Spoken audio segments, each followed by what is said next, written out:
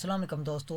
आज हम इस वीडियो में सीखेंगे कि कोरिलेशन किसे कहते हैं। एक्सेल में जो हमने पहले भी फार्मूले कुछ सीखे हैं एक्सेल फार्मूला सीरीज़ में, अब जो हमारे पास फार्मूला आया हुआ है कोरिलेशन। अब देखते हैं कि डेटा एनालिसिस करते हुए तो कोरिलेशन कैसे काम आता है। आप यहाँ देख सकते हैं, ऊपर वाले किस्म को छोड़ दें, आपको एडवांस में जाने की ज़रूरत नहीं, बस इसके कुछ बुलेट पॉइंट है, इसको समझ लें।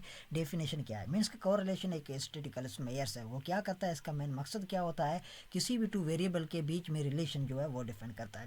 मीन्स के इस ये उर्दू का ये स्क्वायर है या इंग्लिश की जो सब्जेक्ट का ये स्क्वायर है, इसके बीच में और परसेंटेज के बीच में रिलेशन क्या है। कोई अगर आपसे पूछता है या कंपनी वाले पूछते हैं तो आप बता सकते हैं इसको कोरिलेशन को यूज़ करके। ओके, इस तरीके से किसी भी ट्रेंड में, जैसे कि अगर आपको जो क्लाइंट है ज़्यादा आते हैं आपकी दुकान पे, तो आपकी सेलिंग ज़्यादा हो रही है या कम हो रही है। और जो अगर आपके जो दुकानदार पे ज़्यादा प्रोडक्ट आप रखते हैं या कम प्रोडक्ट रखते हैं तो उसमें सेलिंग कितनी होती है। इस तरीके के अगर टू वेरिएबल्स होते हैं उनके बीच में रिलेशन दे सकते हैं कि किस चीज़ के बढ़ जाने से या इंक्रीज़ हो जाने के क्या चीज़ इंक्रीज़ हो रही है या डिक्रीज़ हो रही है। अगर डिक्रीज़ हो रही है तो सीधी बात है, देखेंगे इसमें अनवर्सली प्रोपोर्शनल है, मीन्स के इसके बीच में जो रिलेशन है वो नेगेटिव अफेक्ट है डाल रहा है। अगर इंक्रीज़ के साथ इंक्रीज़ होती जा रही है तो आप समझेंगे कि इसके बीच में जो रिलेशन है वो पॉजिटिव है, वो ये प्रॉफिट दे सकता है। तो इस तरीके से ये कंपनीज में जो हमारी डेटा होती है उसको बिजनेस में या फिनेंशियल में एनालिसिस में जो डेटा एनालिस्ट है वो यूज़ करते हैं। ओके, तो ये बहुत ही फ़ायदेमंद टूल है। और आप नीचे देख सकते हैं इसके जो रेंज है वो है 1 है, -1 है और 0 है। 1 को समझा जाता है पॉजिटिव, मीन्स के 0 से लेकर 1 के बीच में अगर आपकी किसी भी वेरिएबल्स का कोरिलेशन आता है तो उसको पॉजिटिव समझा जाता है। और अगर -1 में आता है या 0 से लेकर माइनस में जाता है तो उसे नेगेटिव समझा जाता है। 0 रहता है तो फिर समझा जाता है कि इसके बीच में कोई ऐसा खास रिलेशन नहीं है। ओके, निकाला कैसे जाता है रिलेशन, सिंपल सी बात है। एक्सेल में अगर देखेंगे तो आपको कोरिलेशन का फार्मूला मिलेगा, CORREL।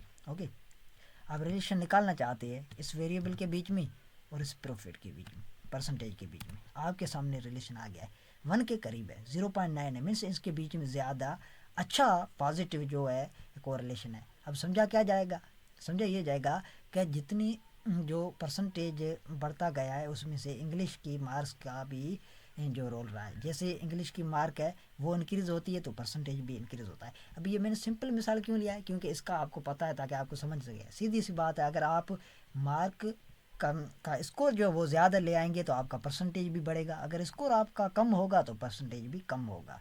तो जैसे ये डिक्रीज़ होगा ये भी डिक्रीज़ होगा, जैसे स्कोर जो इंक्रीज़ होगा आपका परसेंटेज भी इंक्रीज़ होगा। तो ये रिलेशन हमें बता रहा है, कोरिलेशन हमें बता रहा है 0.9, मीन्स के इसके बीच में एक स्ट्रांग पॉजिटिव रिलेशन है। जैसे जैसे ये बढ़ता जाएगा ये भी बढ़ता जाएगा, और जैसे जैसे इंग्लिश की स्कोर कम होती जाएगी आपका परसेंटेज कम होता जाएगा। आप समझ गए होंगे कि कोरिलेशन का काम क्या है। एक दूसरा एग्जांपल ले लेते हैं, यहाँ पे देख लें। एक स्टूडेंट का जो आवर्स पे बताया गया हुआ है कि किसने इतने आवर्स में इसने इतना स्कोर लिया है। 5 आवर इसने कहाँ जो है स्टडी की थी तो इसको 75 स्कोर आया है। इसने 8 क्लाक स्टडी की थी तो इसको 90 मार्क्स आए। इसने 3 की थी तो इसकी आई है। ओके, अब इसका को हमें जो है कोरिलेशन निकालना है। ओके, यहाँ पे हम लिख लेते हैं कोरिलेशन।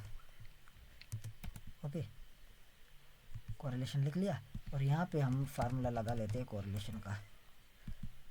सिंपल फार्मूले को यूज़ किया और इसको लिखा, आपके सामने ये आ गया कोरिलेशन बिल्कुल स्ट्रांग आ रहा है। जितना ही ज़्यादा स्टडी आप करोगे इतना ज़्यादा आपका स्कोर आएगा, जितनी कम आवर्स जो का आप स्टडी करेंगे इतना ज़्यादा कम आपकी स्कोर आएगा। ओके, अब हम क्या करते हैं, प्रिडिक्शन में भी ये काम आता है। वो कैसे काम आता है उसको हम देख लेते हैं। फर्स्ट सपोज इस 3 कॉलम की प्रिडिक्शन करनी है जिसकी वैल्यू अभी मैं यहाँ से गायब कर लेता हूँ, यहाँ पे रख लेता हूँ। क्यों रख लेता हूँ, ताकि हम मैच कर सकें कि जो हमने प्रिडिक्शन की है वो रिज़ल्ट और ये रिज़ल्ट इनके बीच में डिफरेंस कितना आ रहा है। थोड़ा बहुत ज़ाहिर है प्रोबेबिलिटी इसके बीच में डिफरेंस होगा, लेकिन हमें अंदाज़ा हो जाएगा कि इसका क्या होना चाहिए रिज़ल्ट। तो प्रिडिक्शन करने में भी काम आता है। काफ़ी आपने कंपनी या उसके देखे होंगे कि डेटा एनालिस्ट प्रिडिक्शन या कॉस्ट भी करते हैं, वहाँ भी ये कोरिलेशन का यूज़ करते हैं। वो कैसे करते हैं, उसके लिए पहले तो आपने इस डेटा को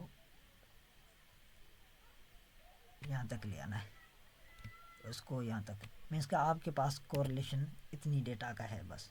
उसके नीचे आपके पास डेटा कोई नहीं है। ओके, अब हम करते प्रीडिक्शन, लेकिन उसके साथ आपको बी और ए की रिजल्ट चाहिए। बी और ए क्या है? बी में आपको स्लोप की रिजल्ट चाहिए। स्लोप आप लिखेंगे एक्सेल में, आपके सामने स्लोप आ जाएगा।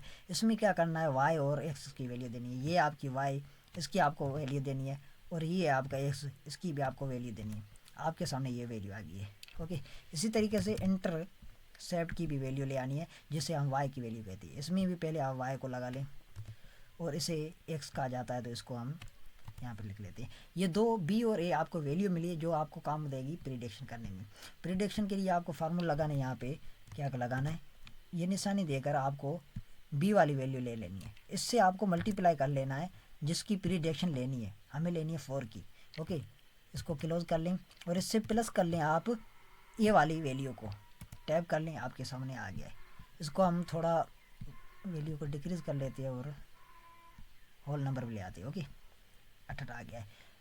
सेम तरीके से हम 5 की भी निकाल लेते हैं। इसको भी इससे मल्टीप्लाई कर लेते हैं, 5 को क्लोज करते हैं, प्लस करते हैं, इस वैल्यू को टैप करते हैं। सेम तरीके से हम 6 का भी निकालेंगे।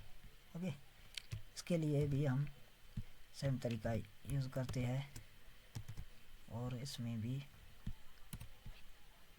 हमने फार्मूला गलत लगाया होगा। ओके,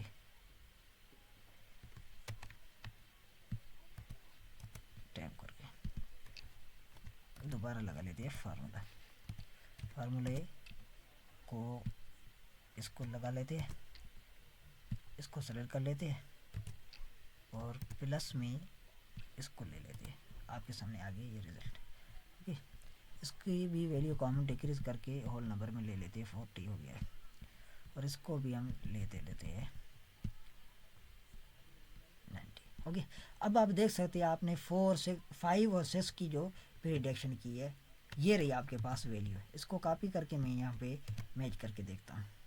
ये फार्मूले नहीं आ रही है। ओके, हम यहाँ से डायरेक्ट लिख लेते हैं।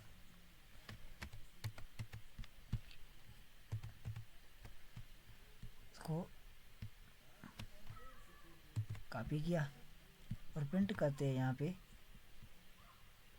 As value, paste as value. Okay, value को डिक्रीज करते हैं आपके सामने। अब देख सकते हैं जहाँ पे 69 था वहाँ पे 68 आया है, जहाँ पे 73 था वहाँ 74 आया, जहाँ पे 82 था वहाँ पे 79 है। मीन्स के थोड़ा बहुत डिफरेंस रहता है, लेकिन ये बहुत ही हमें आइडिया हो जाता है कि इसके बाद क्या क्या आनी चाहिए। तो इस तरीके से कोरिलेशन का भी यूज़ किया जाता है। ओके, थैंक यू, मिलते हैं अगली वीडियो में।